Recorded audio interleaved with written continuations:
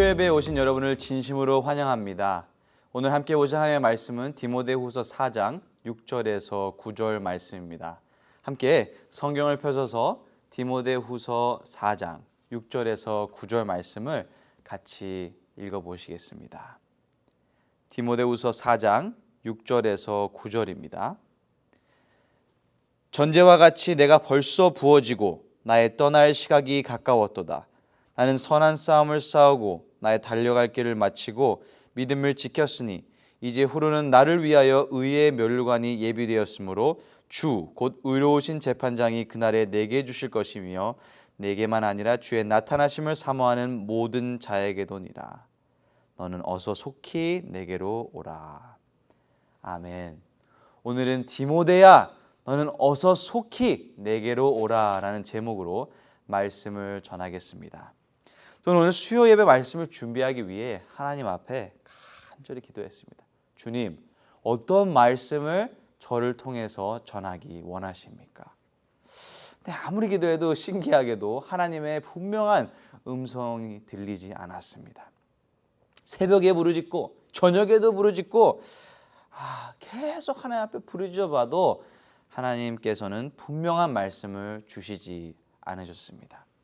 하나님께서 전하기 원하시는 말씀을 받지 않은 상태로 말씀을 준비하는 것은 마치 미로를 걸어가는 것과 같습니다. 어디로 가야 될지 잘 모르고 이 말씀을 묵상해봤다가 저 말씀도 묵상해봤다가 아주 힘든 그런 시기를 보내게 됩니다. 정말 깊이 고민하는 그런 시간을 보내게 됩니다. 저는 설교를 할 때 하나님께서 분명히 말씀을 주셨을 때 그 말씀을 받아서 설교를 준비하고 전할 때 가장 확실하게 전할 수 있음을 여러 번 경험했습니다.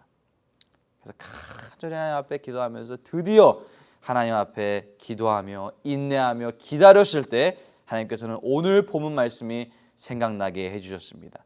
특별히 오늘 본문 말씀 가운데 9절인 너는 어서 속히 내게로 오라. 이 말씀이 계속 제 머릿속에 생각이 났습니다. 그래서 오늘 설교 제목을 디모데야 너는 어서 속히 내게로 오라 라고 정하게 되었습니다. 여러분 혹시 디즈니 영화를 좋아하시나요? 저는 어렸을 때 디즈니 영화를 굉장히 좋아했습니다. 특별히 그 만화 영화들은 거의 다 본 것 같아요. 그 중에서도 특별히 라이언 킹이라고 하면 여러분들 중에서 보신 분들이 상당히 많으실 거라고 생각이 됩니다. 저는 라이언 킹을 생각하면 두 가지 아주 유명한 그런 장면들이 생각이 납니다. 첫 번째 장면은 주인공 심바가 이제 쫓겨나는 장면입니다. 자신의 삼촌이 자신의 아버지를 죽였음에도 불구하고 심바는 자기가 벌린 일 때문에 아버지가 돌아가셨다고 생각을 하고 오해를 하고 그렇게 자신에게 말하는 삼촌한테 어쩔 줄 모릅니다. 그리고 이 삼촌은 심바 보고 이렇게 다음과 같이 말합니다. Run away and never return. 이 말을 한국어로 번역해 보면 다음과 같습니다. 멀리 도망가서 넌 다시는 돌아오지 마라. 영화의 반전은 심바가 어려서부터 친구였던 날라가 어느 날 갑자기 심바가 거주하는 땅에 나타나게 되는 것입니다. 그리고 자신의 고향이 얼마나 힘든지 그 현실을 전해 주었습니다. 그리고 꿈속에서 아버지를 다시 만나게 하고 심바는 다시 돌아가겠다고 다짐을 하고 결단을 하고 다시 돌아가게 됩니다. 만약에 심바의 어머니나 스승이 심바가 그동안 살아있었다는 소식을 들었다면 아마도 다음과 같이 말하지 않았을까 저는 상상을 해봅니다. 심바야, 너는 어서 속히 내게로 오라. 내가 싫어하는 사람에게는 멀리 도망가고 절대로 돌아오지 마라. 이렇게 말하겠지만 이 영화에서도 잘 볼 수 있듯이 누군가를 찾는 것, 누군가에게 너는 어서 속히 내게로 와라. 이렇게 표현하는 것은 굉장히 마음 가운데 그 사람을 향한 큰 사랑과 신뢰가 있다는 것을 알 수 있습니다.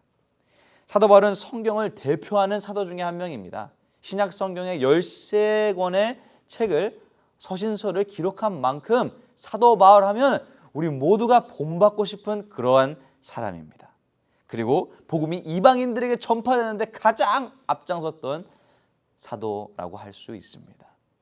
그래서 오늘 본문을 보시면 사도 바울은 6절에서 8절에 다음과 같은 고백을 한다고 보실 수 있습니다. 전제와 같이 내가 벌써 부어지고 나의 떠날 시각이 가까웠도다. 나는 선한 싸움을 싸우고 나의 달려갈 길을 마치고 믿음을 지켰으니 이제 후로는 나를 위하여 의의 면류관이 예비되었으므로 주 곧 의로우신 재판장이 그날에 내게 주실 것이며 내게만 아니라 주의 나타나심을 사모하는 모든 자에게도니라. 아멘. 사도 바울의 이 고백은 그동안 수많은 사람들에게 큰 감동이 되고 도전을 주었던 고백입니다. 저는 이 말씀을 읽을 때마다 예전에 제가 참석했던 한 찬양 집회가 생각이 납니다. 제가 대학교 때 YM 예수전도단 화요 집회를 참석한 적이 있는데 그때 거기서 여러 찬양들을 불렀지만 아직도 제 머릿속에 이 찬양 가사가 계속 생각납니다. 그래서 그 당시 저는 이 찬양을 계속 듣고 싶어서 사도 바울의 이 마음을 계속 저도 제 마음속에 간직하고 싶어서 그 당시 그 MP3 그 녹음기로 이렇게 녹음했던 기억이 있습니다. 그리고 계속 그 녹음을 계속 들으면서 그때 그 찬양의 현장이 지금도 제 머릿속에 계속해서 울려옵니다. 저는 지금 성도님들을 위해 그 찬양의 일부분을 잠시 불러드리겠습니다.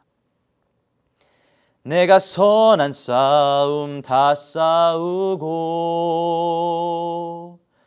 나의 달려갈 길을 마치고 나를 위해 예비하신 의의 면류관 기쁨으로 받았으리라. 저는 이 찬양을 처음 들었을 때부터 지금까지 매번 부를 때마다 마음속에 큰 울림이 있고 목이 메이는 경험을 여러 번 하게 됩니다. 여러분은 사도 바울의 고백을 들으실 때 마음이 어떠신가요?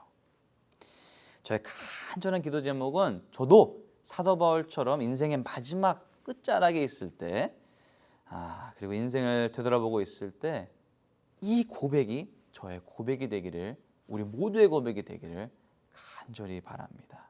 그래서 이 고백을 이루기 위해 하나님 앞에서 담대히 할 수 있을 만큼 최선을 다하여 하루하루를 살아가는 것입니다. 오늘 사도 바울은 본문을 통해 자신의 마지막에 대해 담대히 말합니다. 특별히 주님 앞에 서게 되었을 때 받게 될 의의 면류관에 대해서 말합니다. 근데 신기한 사실이 무엇인지 아시나요? 7절과 8절 후에 나타난 구절입니다. 7절부터 9절을 다시 한번 읽겠습니다. 나는 선한 싸움을 싸우고 나의 달려갈 길을 마치고 믿음을 지켰으니 이제 후로는 나를 위하여 의의 면류관이 예비되었으므로 주 곧 의로우신 재판장이 그날에 내게 주실 것이며 내게만 아니라 주의 나타나심을 사모하는 모든 자에게도니라. 너는 어서 속히 내게로 오라. 이 엄청난 하나님의 약속을 말한 후에 갑자기 사도 바울은 너는 어서 속히 내게로 오라라는 말을 합니다. 사도 바울은 인생의 마지막에서 담대히 고백합니다. 하나님의 사역을 나는 이렇게 했고 나의 최선을 다하였고 나는 이제 주님 앞에 섰을 때 부끄러울 것이 없다. 그리고 주님 앞에 서면 주님께서 의의 면류관을 나에게 주실 것이다. 담대히 말한 후에 굉장히 개인적인 부탁을 합니다. 너는 어서 속히 내게로 오라. 예전에 성경을 읽었을 때는 이 말씀이, 이 구절이 별로 큰 의미가 없었습니다. 성경에서도 소제목을 보시면 사사로운 부탁이라고 나와 있습니다. 별로 중요하지도 않은 부분에서 저희가 발견할 수 있는 비밀은 무엇일까요? 저는 사도 바울이 오늘 저희가 알고 있는 사도 바울, 엄청난 사도 바울이 될 수 있었던 가장 중요한 이유는, 가장 큰 이유는 바로 디모데라고 생각합니다. 사실 213 훈련을 받고 413 훈련을 제가 직접 인도하기 전까지는 훈련자 재생산이 무엇인지 잘 몰랐습니다. 저는 한국에서 목사님이 되기 위한 목회학 석사 과정 Masters of Divinity를 2010년도에 시작하고 2013년도 2월에 졸업하였습니다. 그리고 늦은 나이에 군대를 다녀오고 2015년부터 한국에서 청소년 사역을 하였습니다.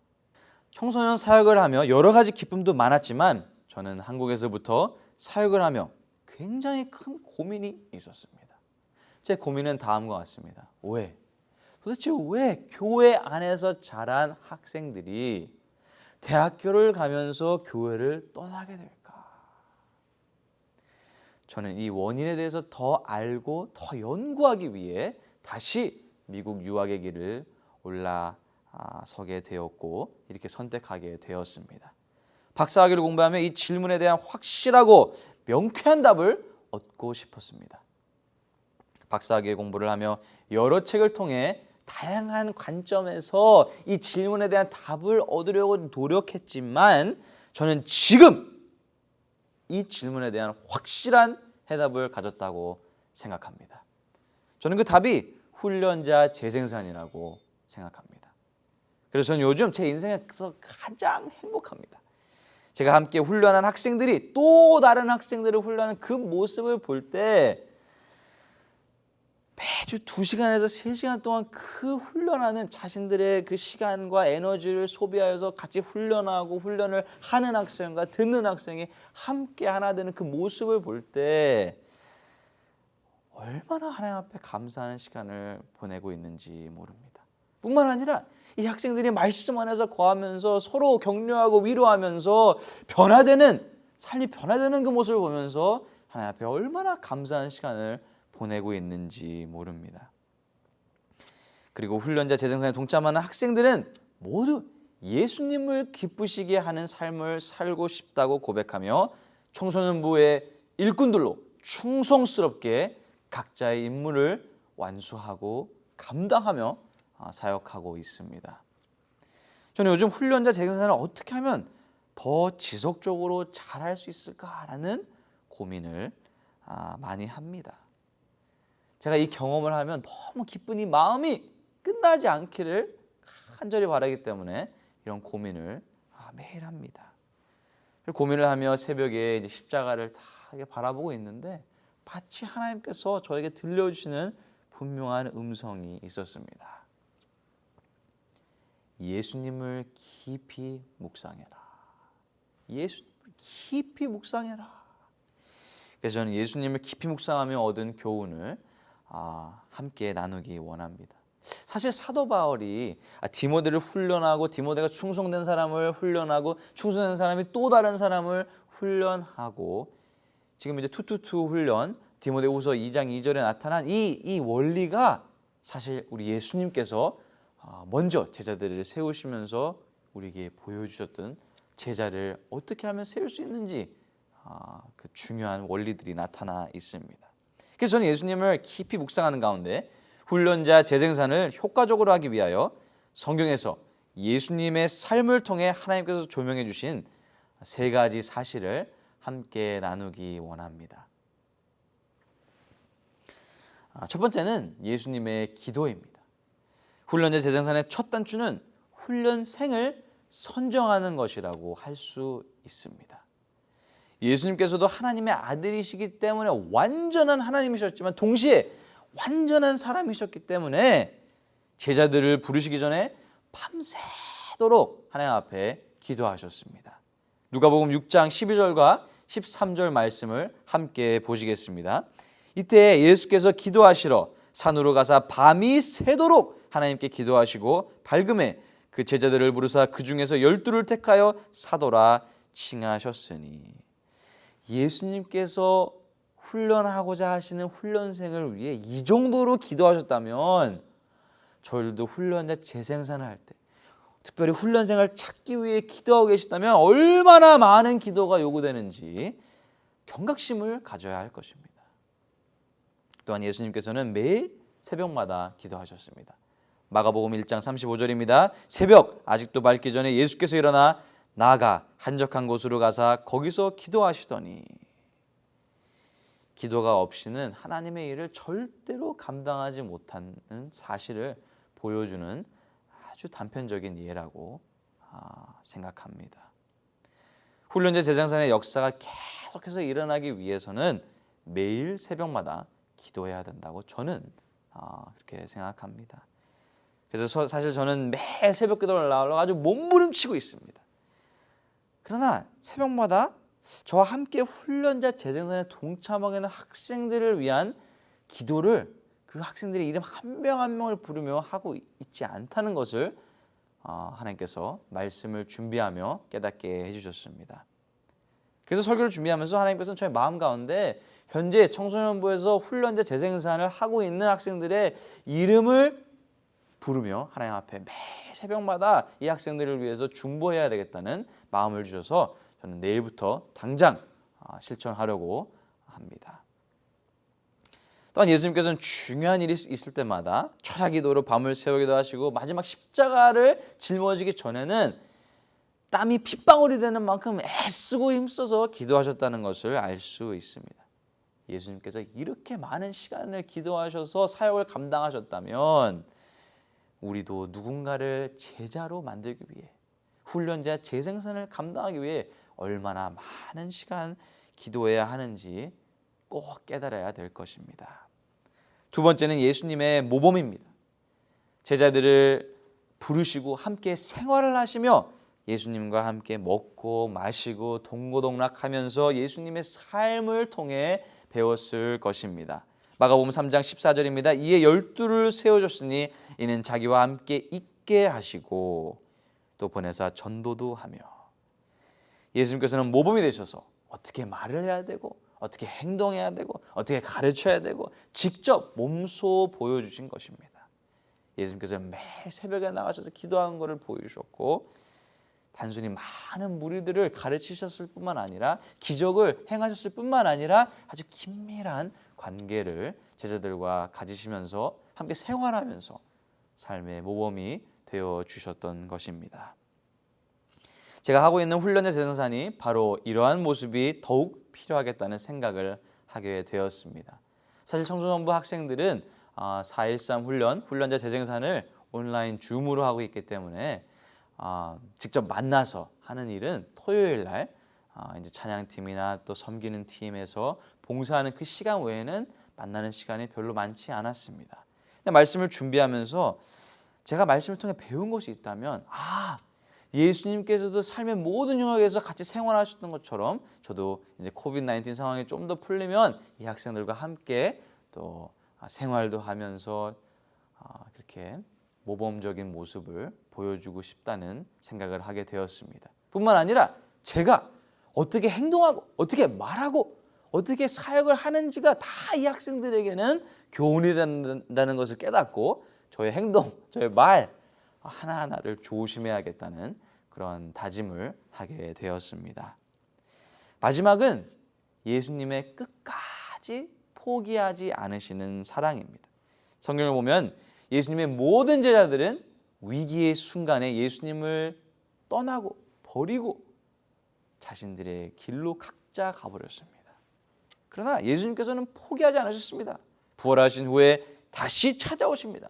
그리고 도마가 무리한 부탁, 무리한 요구를 할 때도 책망하지 않으시고 다음과 같이 말씀하십니다. 요한복음 20장 27절입니다. 도마에게 이르시되 내 손가락을 이리 내밀어 내 손을 보고 내 손을 내밀어 내 옆구리에 넣어보라. 그리하여 믿음이 없는 자가 되지 말고 믿는 자가 되라.